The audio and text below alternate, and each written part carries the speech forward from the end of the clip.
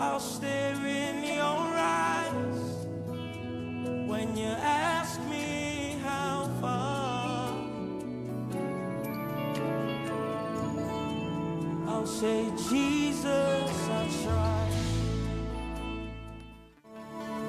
You are my purpose for being alive. All the glories of this world do not compare to the day when I meet you. I'll stare in your eyes when you ask me how far. I'll say, Jesus, I tried.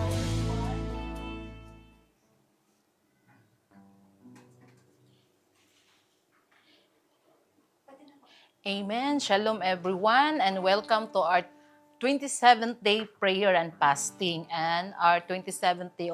This is also our evening devotion. And before we proceed, let us first worship the Lord.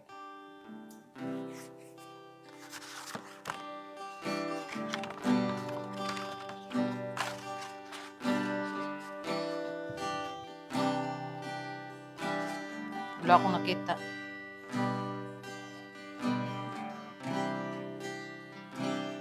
I love you, Lord,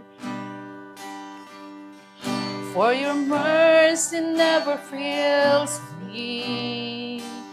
All my days I've been held in your hand. From the moment that I wake up until I lay my head, and I will sing of the goodness of God. And all my life you have been faithful. And all my life you have been so, so good. In every breath that I am able, and I will sing of the goodness of God. Love your voice. You have led me through the fire and darkness night. You are close like no other. I've known you as a father. I've known you as a friend. And I have lived in the goodness of God. And all my life you have been faithful. And all my life you have been so, so good. And every breath that I am able, and I will sing of the goodness of God. Your goodness is running after me. Your goodness is running after me. With my life laid down, I surrender now. I give you everything. Your goodness is running after me. And all my life you have been faithful. And all my life you have been so, so good. With every breath that I am able, I will sing of the goodness of God.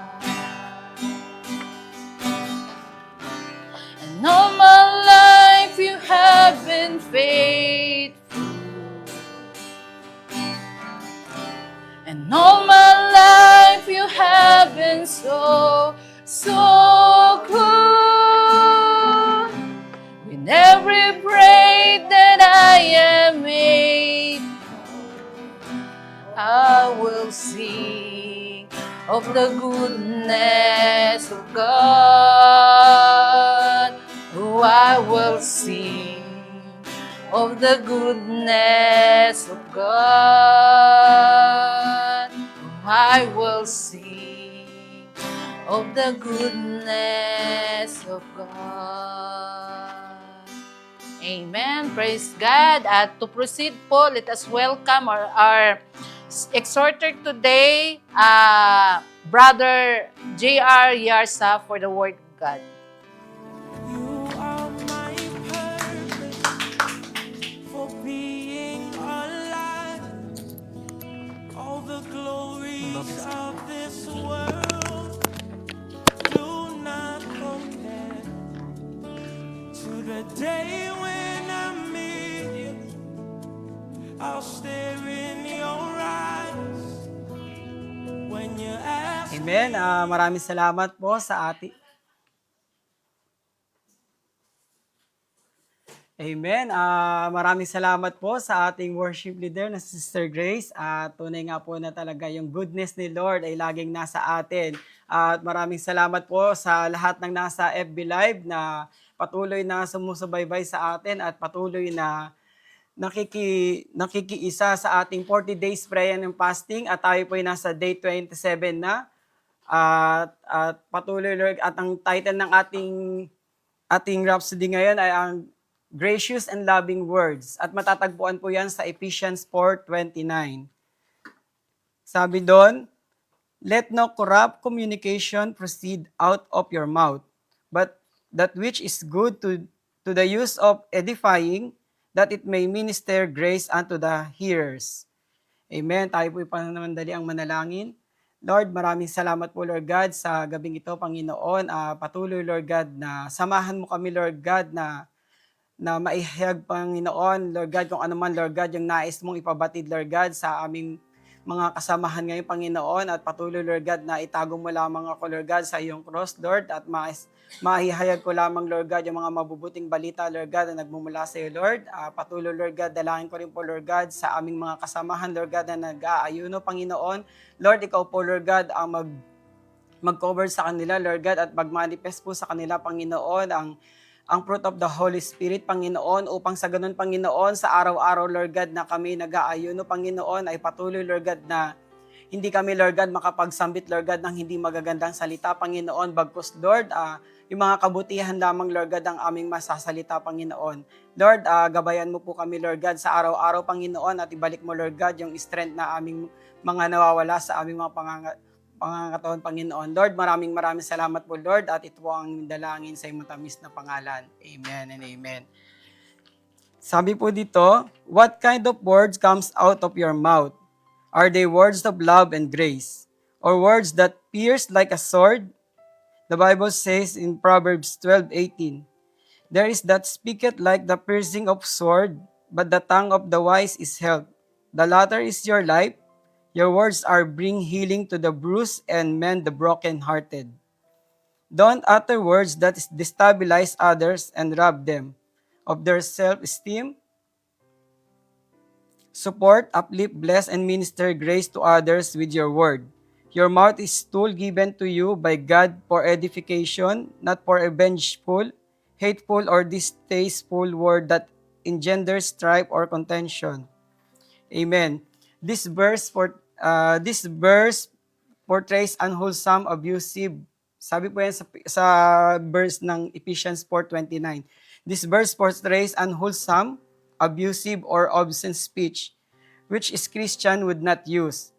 We should seek to speak pure words, and we should strive to speak appropriate words.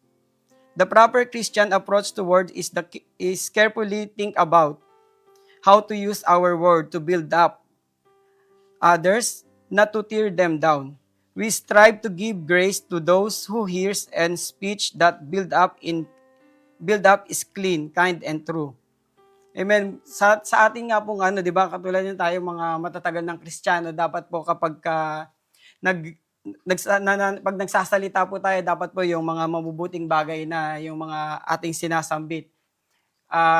Para para po tularan tayo ng ibang mga katulad ng mga may mga bago tayong VIP sa church, 'di ba? Dapat tayo yung pamamarisa nila na hindi na tayo nagsasalita ng hindi magaganda sa kapwa natin. Especially po minsan kapag tayo yung minsan may mga kapatiran tayo na may problema. Minsan yung problema ng kapatiran natin minsan na alam mo nga hindi nang maganda yung problema niya, ipagkakalat mo pa. Dapat sa atin magmumula yung yung mga magagandang salita. Kailangan imbis na yung problema niya, dapat i-encourage natin yung ating kapatiran. Sabi po dito, as a Christians or a believer, minsan naiilang tayo kung ano bang talagang approach natin. And this verse, Jeremiah 33:3, reminds me that hotline to God. It says here, call to me and I will answer you and will tell you great and hidden things which you have not known. So kahit na matagal na tayong Kristiyano, marami pa rin tayong bagay na hindi natin alam. So always remember that God is our all-knowing God. Then i-reveal ni Lord that through His words, by reading and meditating it, malalaman natin ang kasagutan. Sabi din po sa Psalms 25 verse 4 to 9,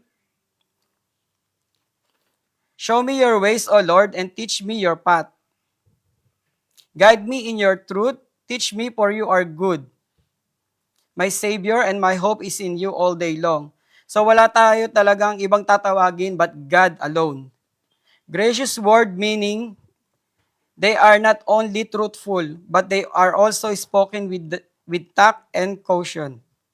Sabi niya po sa Proverbs 15:1, says, a gentle answer turns away wrath, but a harsh word stir up anger.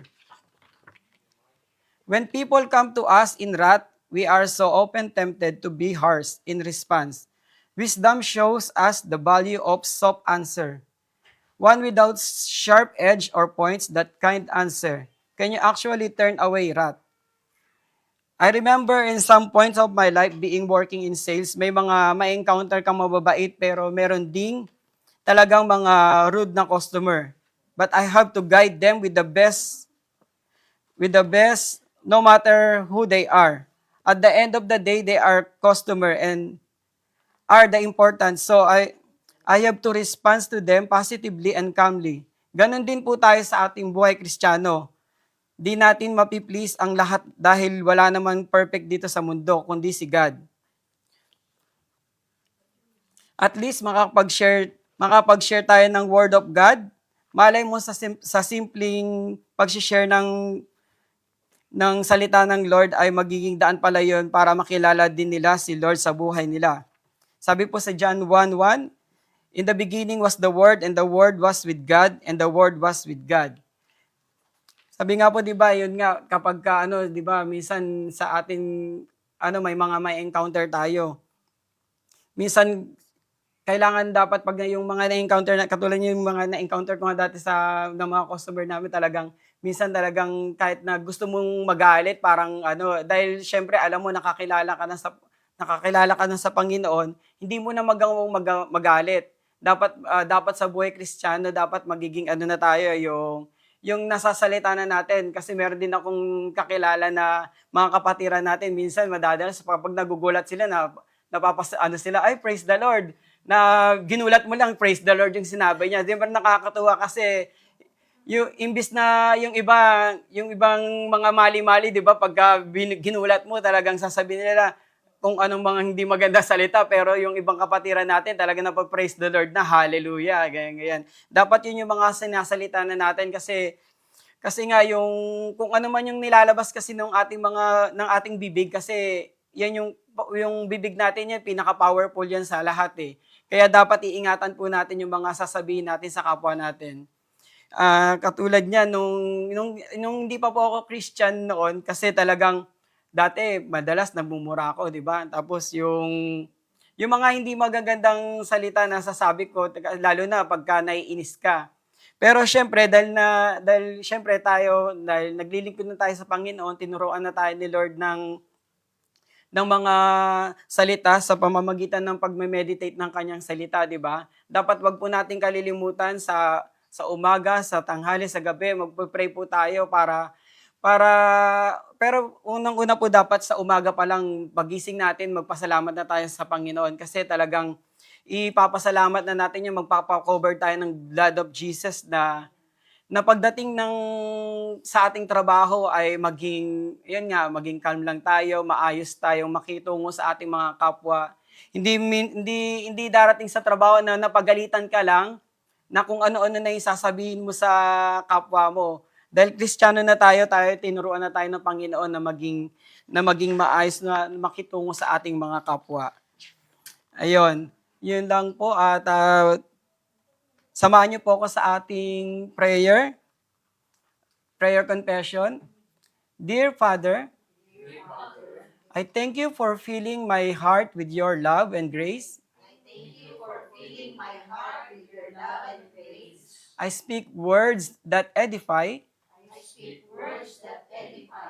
inspired and build others. My life reflects your goodness and love. I am a blessing to everyone around me. And my actions reflect the life of Christ in me. In Jesus' name, amen. For further study po, natagpuan po yan sa Colossians 4:6, Proverbs 15:1, James 3:17, Ephesians 4:29. Para po sa mga nag-1-year Bible reading plan, makikita po natin yan sa Luke 1:57-80, Deuteronomy 8 verse 10. Para naman po sa 2 years Bible reading plan, Matthew 23:39, Exodus 26. Amen. At tayo po muna manalangin para sa ating closing prayer. Lord, maraming salamat po, Lord God, sa oras na ito, Panginoon. Lord, sa yung mga salita, Panginoon, patuloy, Lord God, na Lord, tinuruan mo kami, Lord God, kung paano makitungo, Panginoon, sa kapwa namin, Panginoon. At dalangin ko po, Panginoon, sa mga kasamahan po namin, Lord God, nag-aayuno, Panginoon. Ikaw po, Panginoon, ang patuloy, Lord God, na magturo sa kanila, Panginoon, kung paano po sila, Lord God, makikitungo sa aming mga kapwa, Panginoon. Lord, ganun din po, Lord God, sa nalalapit po namin victory. Panginoon, ngayon pa lang, Lord God, pinasasalamatan na po namin dahil tunay nga po, Panginoon, na ikaw ay mabuti sa lahat ng bagay, Panginoon. Lord, lahat po, Lord God, ng aming dinadalangin sa aming mga prayer, Panginoon, patuloy, Lord God, na ikaw po ang kakatagpo nito. Maraming salamat po, Lord God, at patuloy, Lord God, na lamang po namin pinagkakatiwala ang aming gawin sa buong mundo, Panginoon. Maraming salamat po. In Jesus' name we pray. Para po sa maraming salamat po kay Pastor Chris and to all the people who are watching Facebook Live. See you again tomorrow at 6 a.m. for the morning devotion at 5:30 p.m. for evening devotion. God bless po sa lahat.